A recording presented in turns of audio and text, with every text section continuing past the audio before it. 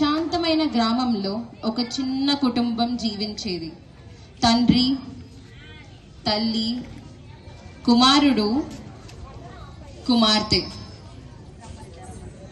వాళ్ళ జీవితం సాదా సీదాగా ఉన్న ప్రేమతో నిండిపోయింది. ప్రతి సాయంత్రం వారి చిన్నింటిలో నుండి నవ్వుల శబ్దం వినిపించేది. కానీ ఒకరోజు అన్నీ మారిపోయాయి. తండ్రి మరణించాడు. అతనితో పాటు వారి ఆనందము అంతమయ్యింది.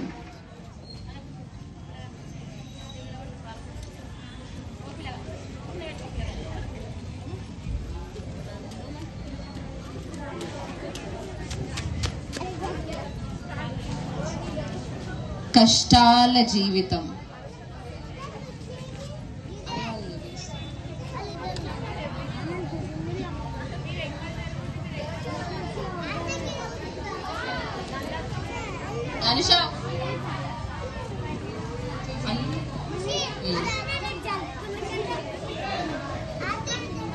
తల్లి కుటుంబాన్ని నిలబెట్టడానికి ప్రయత్నించింది. ఆర్థిక కష్టాలు, ఆకలి వారిని చుట్టుముట్టాయి. పిల్లలను స్కూల్కి కాకుండా పనికి పంపాల్సిన పరిస్థితి వచ్చింది. పుస్తకాలు మట్టిలో కప్పబడి మూలన పడ్డాయి.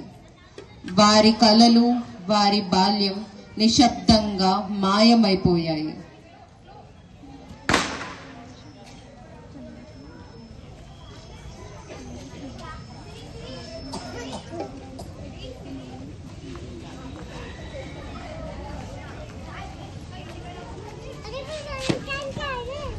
చిన్న వయసులో వివాహం.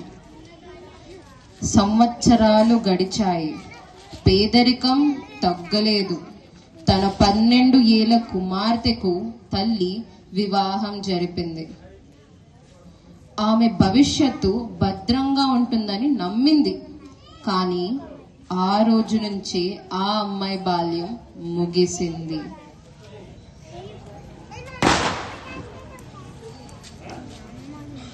కుమారుడి తప్పుటి అడుగు. కుమారుడు రాత్రింబవలు పని చేసేవాడు.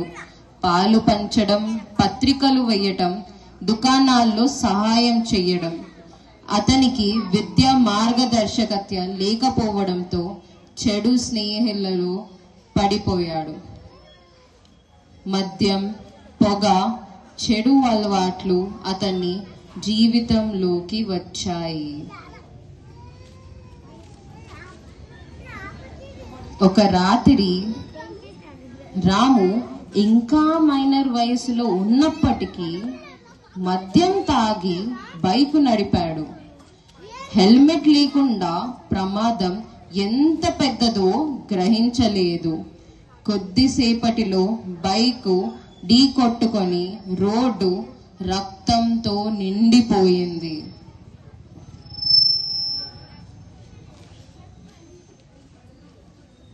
ఆ విషయం తెలిసిన తల్లి కుప్ప కూలిపోయింది.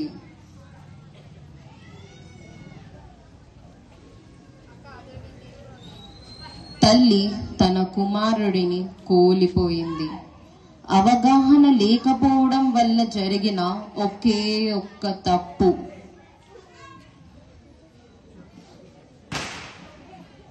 తల్లి యొక్క పశ్చాత్తాపం.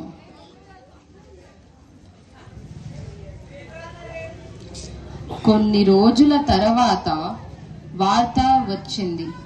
చిన్న వయసులో వివాహమైన ఆమె కుమార్తె పరస్పర సమయంలో మరణించింది.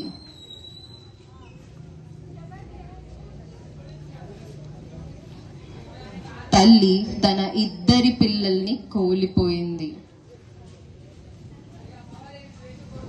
ఇది విధి వల్ల కాదు, అవగాహన లేకపోవడం వల్లనే.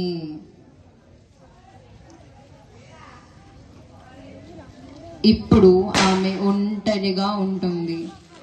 పాత ఫోటోలు చూసుకుంటూ మెల్లగా చెబుతుంది, వారిని చదివించాల్సింది నా వల్లే ఇదంతా. వారిని కాపాడుకోలేకపోయాను. ఇదంతా నా తప్పే. నా వల్లే జరిగింది. దేవుడా, నాకెందుకు ఈ బతుకు?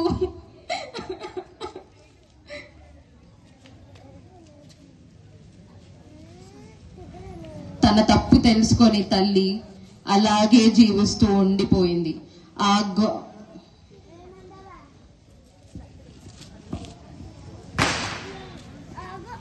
ఈ నాటకం